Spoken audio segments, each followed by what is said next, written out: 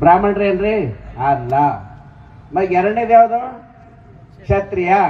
ನೀವು ಕ್ಷತ್ರಿಯರ ಅಲ್ಲ. ಮೂರನೇದು ಯಾವುದು? ವೈಶ್ಯ. ನೀವು ವೈಶ್ಯರ ಅಲ್ಲ.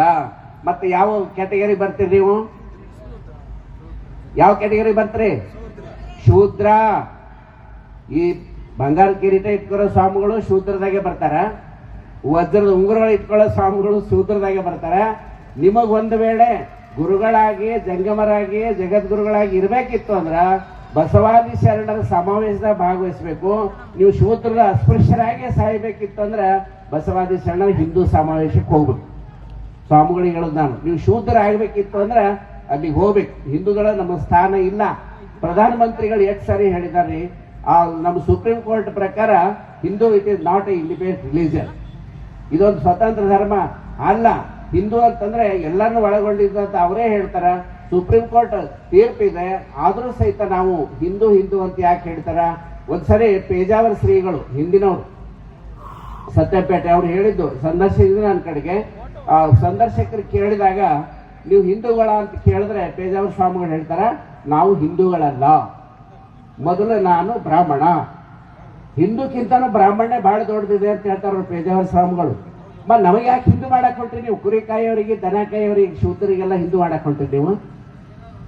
ಬ್ರಾಹ್ಮಣ ನಿಮ್ಮ ಸರ್ವಶ್ರೇಷ್ಠ ಗುರುಗಳೇ ಪೇಜಾವರ ಶ್ರೀಗಳೇ. ನಾ ಹಿಂದೂಗಳಲ್ಲ, ನಾ ಬ್ರಾಹ್ಮಣ ಮೊದಲ. ಬ್ರಾಹ್ಮಣ ಬಹಳ ಶ್ರೇಷ್ಠ. ಎಲ್ಲರ ಜೊತೆಗೆ ನಾವು ಹಿಂದೂ ಅಂತ ನಂತರದಲ್ಲಿ ಬರ್ತದೆ. ನಾವು ಹಿಂದೂಗಳಲ್ಲ, ನಾನು ಬ್ರಾಹ್ಮಣ ಅಂತ ಪೇಜಾವರ ಶ್ರೀಗಳು ಹೇಳಿರುವಾಗ ನಮ್ಮನ್ನೆಲ್ಲ ಯಾಕೆ ಹಿಂದೂ ಮಾಡಕ್ ಹೊಂಟಿರಪ್ಪ?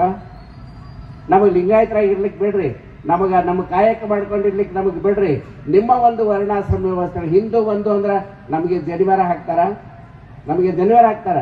ನಾವು 2014ರಲ್ಲಿ ಮಾತಾಜಿರು ನಾವು ಸ್ವತಂತ್ರ ಧರ್ಮದ ಮಾನ್ಯತೆಗೆ ನೀವು ಪ್ರಯತ್ನ ಮಾಡಬೇಕು ಅಂತ ಖರ್ಗೆ ಸಾಹೇಬರು ರೈಲ್ವೆ ಮಿನಿಸ್ಟರ್ ಇದ್ರು. ಅವ್ರ ಮನೆಗೆ ಹೋಗಿ ಚಳಿಗಾಲದಾಗ ಅಕ್ಟೋಬರ್ ಕೊರೆಯೋ ಚಳಿ ಅಂತಾರಾಷ್ಟ್ರೀಯ ಸ್ವೆಟರ್ ಗೀಟರ್ ಹಾಕೊಂಡು ಮಾತಾಜಿರು ನಾವೆಲ್ಲ ಹೋದಾಗ ಖರ್ಗೆ ಅವರು ಒಂದು ಮಾತು ಹೇಳಿದ್ರು, ನಮ್ಮ ತಾಯಿಯವರು ಲಿಂಗ ಪೂಜೆ ಮಾಡ್ತಿದ್ರು, ನಾವು ಎಲ್ಲ ಲಿಂಗಾಯತ ಸಂಸ್ಕೃತಿಯೊಳಗೆ ಇದ್ದೀವಿ, ನಿಮ್ಮ ಮಠಾಧೀಶರು ನಮ್ಮನ್ನೆಲ್ಲ ಒಪ್ಕೊಳ್ಳಿಲ್ಲ, ನಮಗೆಲ್ಲ ಹೊರಗೆ ಹಾಕಿಬಿಟ್ರು, ಅದಕ್ಕೆ ನಾವು ಬೌದ್ಧ ಧರ್ಮ ಸ್ವೀಕಾರ ಮಾಡಿದೀವಿ ನೋಡ್ರಿ ಮಾತಾಜಿ ಅಂತ ಹೇಳಿದ್ರು.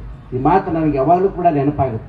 ಬೌದ್ಧರಾಗಿರೋ ಪರವಾಗಿಲ್ಲ, ಇವತ್ತೆಷ್ಟು ಜನ ಎಲ್ಲೆಲ್ಲಿ ಹೊಂಟಾರ ಅಂತ ನಿಮ್ಗೆ ಏನು ಗೊತ್ತದ? ಇವತ್ತು ಆ ಲಿಂಗಾಯತ್ ನಾವು ಹಿಂದೂಗಳಾಗಿ ನಾವು ವೈದಿಕ ಮನುವಾದಿಗಳಾಗಿರೋದ್ರಿಂದ ಇದ್ದ ಲಿಂಗಾಯತರೇ ಬೇರೆ ಕಡೆ ಹೊಂಟಾರ ನಾವು ನೋಡ್ತಾ ಇದ್ದೇವೆ. ಒಂದು ವೇಳೆ ಮತ್ತೆ ಮತಾಂತರ ನಿಷೇಧ ಅಂತಾರೆ. ಈ ಲಿಂಗಾಯತ ಧರ್ಮವನ್ನ ನೀವು ಇದಕ್ಕೆ ಮಾನ್ಯತೆ ಸಿಕ್ಕರೆ ಭಾರತ ಅಲ್ಲ ಇಡೀ ಜಗತ್ತು ಇದಕ್ಕೆ ಅಪ್ಕೊಳ್ತದೆ.